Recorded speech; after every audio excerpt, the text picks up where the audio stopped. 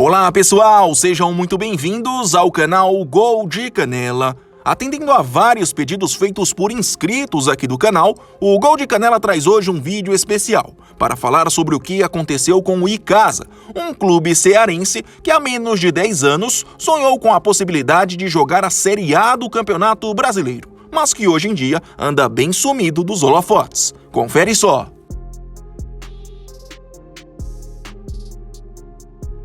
Oriundo do extinto Icasa Esporte Clube, o atual Icasa, que hoje carrega o nome de Associação Desportiva Recreativa Cultural Icasa, foi fundado em 7 de janeiro de 2002, já carregando a responsabilidade de ser um dos principais clubes do interior do Ceará.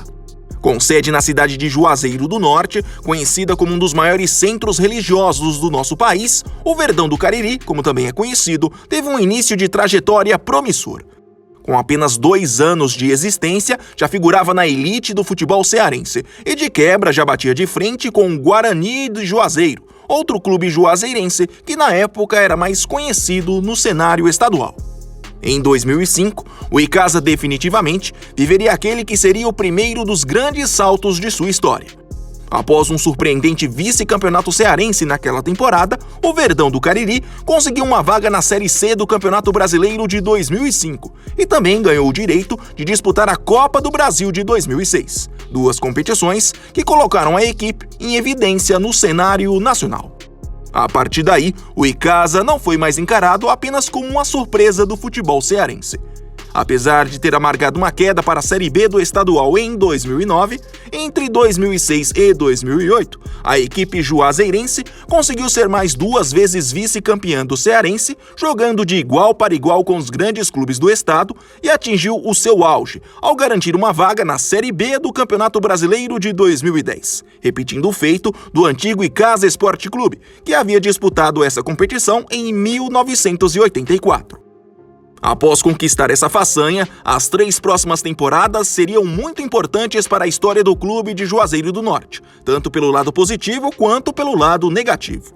Por exemplo, em 2010, sob o comando do treinador Flávio Araújo, o Icasa fez um ano quase perfeito.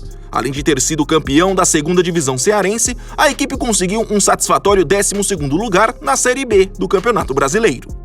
Entretanto, em 2011, após perder o treinador e boa parte dos destaques do elenco, o Verdão do Cariri fez uma campanha muito irregular. No cearense, conseguiu apenas uma 8ª posição na classificação geral, e na Série B, principal competição da temporada, terminou entre os 4 rebaixados para a Série C, com 47 pontos em 38 rodadas. Já em 2012, após fazer uma péssima campanha no cearense e enfrentar graves problemas financeiros, chegando a atrasar por meses os salários de seus jogadores, o Icasa deu uma baita volta por cima e, sob o comando do treinador Francisco Diá, surpreendeu a todos e conseguiu um histórico vice-campeonato na 3ª divisão. Mais uma vez, o clube de Juazeiro do Norte teria a chance de disputar a 2ª divisão nacional. Vale ressaltar que durante a Série C, no pico da crise dos salários atrasados, o Icasa chegou a somar 8 jogos sem vitória e assim amargou a zona do rebaixamento. Sem dúvidas, foi uma das maiores campanhas de recuperação já vistas no futebol brasileiro.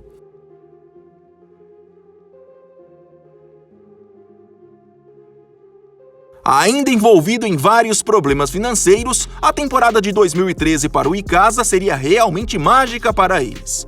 Apenas 4 jogadores e o técnico Francisco Diá permaneceram no clube da histórica campanha de 2012. Porém, apesar dos poucos recursos para contratar, o clube de Juazeiro do Norte foi aos poucos se reconstruindo e acabou montando um elenco que faria a melhor temporada de toda a sua história.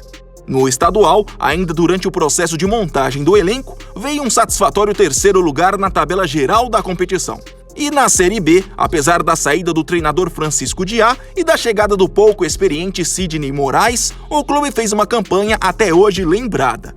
Após ficar 14 rodadas entre as melhores equipes da 2ª divisão, o Icasa conquistou a 5ª colocação da competição, ficando apenas a 1 ponto do acesso para a Série A.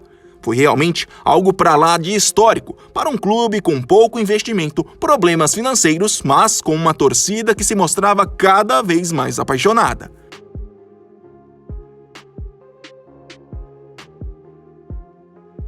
Apesar da euforia do quase acesso para a Série A, o ano de 2014 começou bem agitado para o Icasa fora das quatro linhas.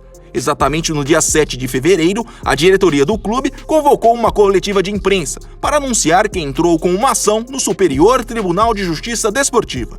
A alegação era de que o volante Luan, do Figueirense, clube quarto colocado da Série B de 2013, havia sido escalado de maneira irregular em uma partida contra o América Mineiro, ocorrida no dia 28 de maio de 2013. Segundo os dirigentes cearenses, Luan, quando jogou aquela partida pelo Figueira, ainda estava inscrito no Metropolitano, clube onde tinha contrato até o dia 31 de maio.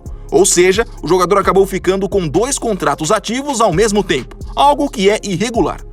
E por isso, de acordo com a denúncia, o clube catarinense deveria ser penalizado com a perca de pontos, conforme o regulamento da CBF, o que abriria vaga para o Verdão do Cariri ficar entre os 4 times que subiam para a Série A. Na época da denúncia, a CBF se manifestou e reconheceu que houve um erro no seu sistema, o que permitiu que Luan ficasse com esses 2 contratos ativos. Mas nada fez para reparar o erro, uma vez que, de acordo com o Código Brasileiro de Justiça Desportiva, o Icasa deveria ter denunciado o caso até 60 dias depois do ocorrido.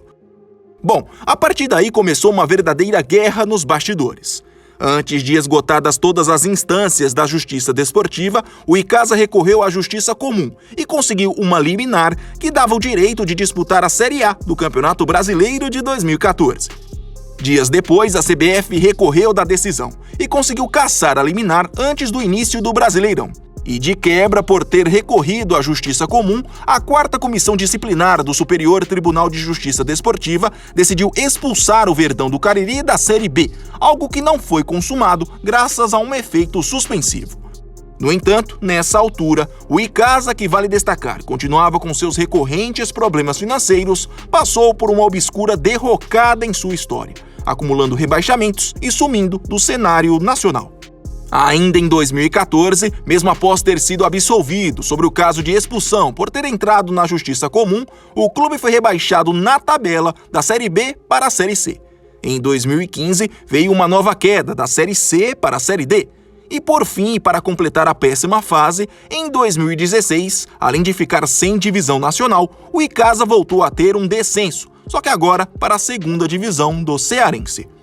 Fora das 4 linhas, a fim de ser recompensado pelo prejuízo de 2013, o Icasa ainda briga na justiça com a CBF.